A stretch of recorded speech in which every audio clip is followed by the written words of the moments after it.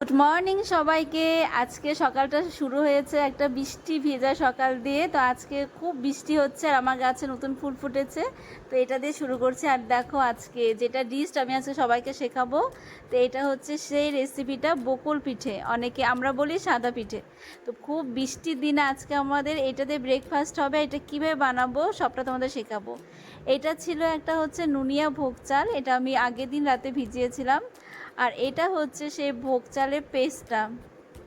তো এই পেস্টটাতে আমি কিছু দিইনি, শুধু প্লেন ঠান্ডা জল দিয়ে পেস্টটা করা হয়েছে, কোনো রকম গরম জল অ্যাড করা হয়নি। আর পেস্টটা হচ্ছে গাঢ়ত্বটা তোমাদের দেখাচ্ছি, দাঁড়াও। তার মধ্যে শুরু হয়ে গেছে প্রচুর বৃষ্টি, বালতি জলে ভরে গেছে, চারপাশে জল আর জল। এই হচ্ছে আমাদের হচ্ছে নারকেল গাছ, প্রচুর বৃষ্টি হচ্ছে। তার মধ্যে আজকে আমার বাড়িতে একজন স্পেশাল গেস্ট আছে, সেটা হচ্ছে আমার দিদা। তো দিদার জন্যই রেসিপিটা হচ্ছে, সেটা দেখাবো। দিদা কি করছে বৃষ্টির মধ্যে, খুব সকালবেলা এখন। তো সে উঠে গেছে দিদা, দিদাকে পাচ্ছি না খুঁজে। যাই হোক, এই ঘর ওই ঘর কোথাও একটা আছে, বসে আছে। খুব সুন্দর একটা সকাল, প্রচুর বৃষ্টি, তার মধ্যে এরকম একটা রেসিপি।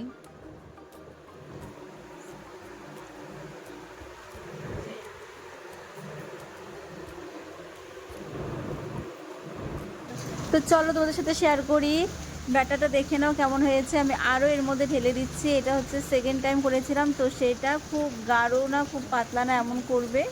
আর এই ব্যাটাটার মধ্যে সামান্য একটু নুন দিবে, খুব বেশি না। আমি পরিমাণটা হচ্ছে তোমার মানে হাফ চামচে একটু কম দেওয়া হয়েছে। আর এটা হচ্ছে সে ঘনত্বটা, যে ঘনত্বে করলে তোমাদের পিঠে হচ্ছে কাঁচা থাকবে না, খুব সুন্দর হবে আর ফুলে উঠবে। আমি বারবার নাড়িয়ে দেখিয়ে দিচ্ছি, খুব গাঢ় না খুব পাতলা না, এটা ঠিকঠাকভাবে করতে হয়, তাহলে পিঠে খুব ভালো হয়। আর সম্পূর্ণটা করা হয়েছে ঠান্ডা জল দিয়ে, কোনো রকম গরম জল অ্যাড করা হয়নি। আর এটাতে কোনো রকম আর কিছু অ্যাড করা হয়নি, শুধু প্লেন চাল দিয়ে করা হয়েছে। গোবিন্দভোগ চাল দিয়ে করেছি, প্লেন চাল দিয়ে করলেও হয়, আতপ চাল। আর এটাতে আমি দিয়ে দিচ্ছি কিছুটা হচ্ছে নারকেল কুড়ো দিয়ে এটা করেছিলাম।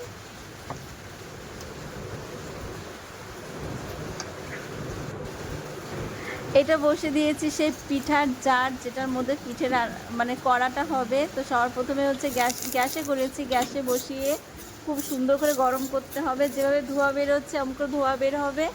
আর তারপরে পিঠেটা দিতে হবে।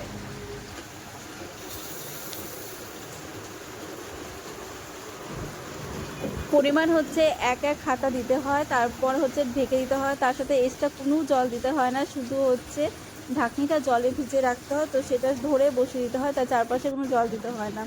বেশি জল দিলে কাঁচা থাকে পিঠে। এই দেখো কত সুন্দর হয়েছে, ফুলেছে। পিঠে ফুলবে তখনই, যখন পিঠের ব্যাটারটা খুব সুন্দর হয় তখনই ফুলে।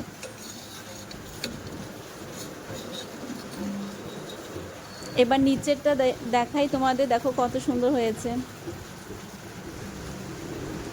এক ফুটো কাঁচা নেই। তো রেডি গরম গরম সাদা পিঠে হয়ে গেছে। আমি করেছিলাম বেগুন কেটে নিয়েছিলাম, বেগুনের পিছনে তেল লাগিয়ে, সাদা তেল লাগিয়ে ওটাকে একটু মানে মেখে নিতে হয়, তাহলে পিঠেটা লাগে না। এর তো আমি আবার দিচ্ছি একটা হাতার গোল টাইপের সাইজে, এরকম একটা হাতা নিবে বা একটা ছোটো কাপ নিবে, এক কাপ দিলেই হয়ে যায়, একটা দিলেই হয়ে যাবে।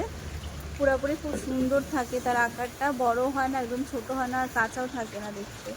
তো এমন করে করে আমি কয়েকটা পিঠে মানে করে নিয়েছিলাম, আর প্রত্যেকটাই খুব ভালো হয়েছিল, একটু কাঁচা কাঁচা ছিল না। এটা ছিল সেকেন্ডটা। দেখো কত সুন্দর ফুলে উঠেছে। আর একটু খুন্তি দিয়ে চারা দিলে উঠে যাচ্ছে, তার কারণ হচ্ছে আমি প্রত্যেকবার তেল দিয়ে ব্রাশ করে নিচ্ছি। আর এই যে হচ্ছে আমার দিদা সুন্দরী, এত সকালে এত বৃষ্টির মধ্যে উঠে স্নান করে বসে গেছে ঠাকুর ঘরে। দিদার ঠাকুর ঘরে 1 ঘন্টার মতন সময় লাগে। তো সেই দিদা ঠাকুর ঘরে কাজ করছে, আম্মু দিদাকে ডাক্তার দিকে দেখি যে ঠাকুর ঘরে বসে আছেন। হয় নাই দিদা, দেখি তো তাকাও। কিছু না গো, তোমাকে খুঁজতেছিলাম তাই। আচ্ছা করো। আর কতক্ষণ সময় লাগবে?